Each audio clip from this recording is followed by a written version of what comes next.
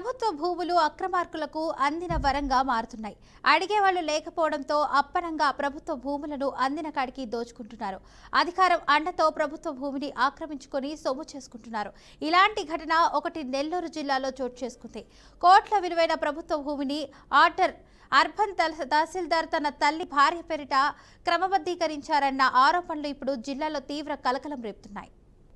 నెల్లూరు నగరంలోని భక్తవత్సల్ నగర్లో 52 అంకణాల ప్రభుత్వ స్థలం ఉంది. అయితే కోట్ల విలువైన ప్రభుత్వ భూమిని నెల్లూరు అర్బన్ తహసీల్దార్ షఫీ తల్లి భార్యకు బదలాయింపు చేశారు. దీంతో అక్రమంగా 240 చదరపు గజాలను ఆక్రమించి అందులో తహసీల్దార్ తల్లి గౌస్టి రేకుల ఇల్లు వేసుకుంది. ఇక సదరు భూమిని జీవో 388 కింద 2019 జూన్ 12న క్రమబద్ధీకరణ కింద గౌస్టి తన పేరిట రిజిస్ట్రేషన్ చేసుకుంది. అనంతరం దాన్ని కుమార్తె తన్వీర్ కు రాసిచ్చింది.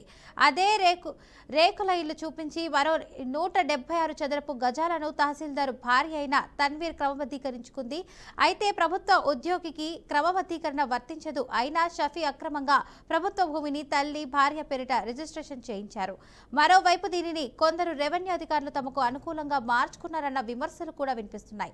ఇక ఆక్రమిత స్థలాల క్రమబద్ధీకరణ చట్ట నిబంధనల ప్రకారం అయితే అక్రమదాతలు ఇల్లు లేని పేదలపై ఉండాల్సి ఉన్నటువంటి అధికారం అందడంతో కొందరైతే అక్రమాలకు అయితే పాల్పడుతున్నారని పలువురైతే ఆరోపిస్తున్నారు.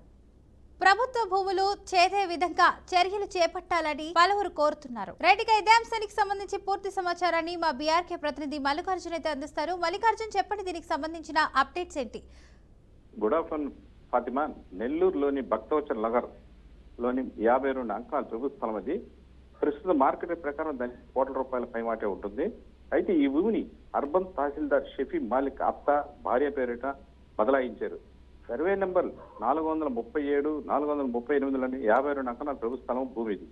అయితే మొత్తం కలిపి 240 చదరపు గజాలను షేక్ గౌస్బీ అనే మహిళ ఆక్రమించుకొని రేకులు కట్టుకుంది.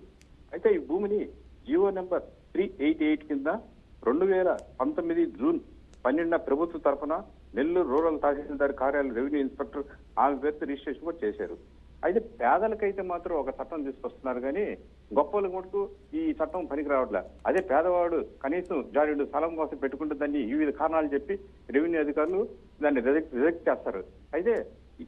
అయితే కంప్లీట్ ఈ రెవెన్యూ శాఖ అంతా అతను గుప్పిట్లో ఉండడం వల్ల మరో భూమి అయితే 2022 జులైలో ఈమె తన కూతురు పఠాన్ తన్వీర్ సెటిల్మెంట్ పత్రం ద్వారా రిజిస్ట్రేషన్ చేసుకున్నారు. తన్వీర్ అర్బన్ తహసీల్దార్ షేక్ షఫీ మాలిక్ భార్య కావడం కూడా విశేషం. ఇక ఇదే సర్వే నెంబర్లోని మరో 176 చదరపు గజాల స్థలాన్ని ఆమె ఆక్రమించుకొని అందులో రేకుల ఇల్లు కూడా నిర్మించుకుని ఉన్నట్లు తెలిసింది. నిరుపేదలు ఆక్రమించుకున్న ప్రభుత్వ భూమిని క్రమబద్ధీకరించడానికి విడుదల చేసిన జీవోని 388 అక్రమార్కులు వరంగా మారిందని ఆరోపణలు కూడా వెల్లువెత్తుతున్నాయి. ఇది ఓవరాల్ గా నెల్లూరు జిల్లా పరిస్థితి. Right, thank you Mallikarjun for the update.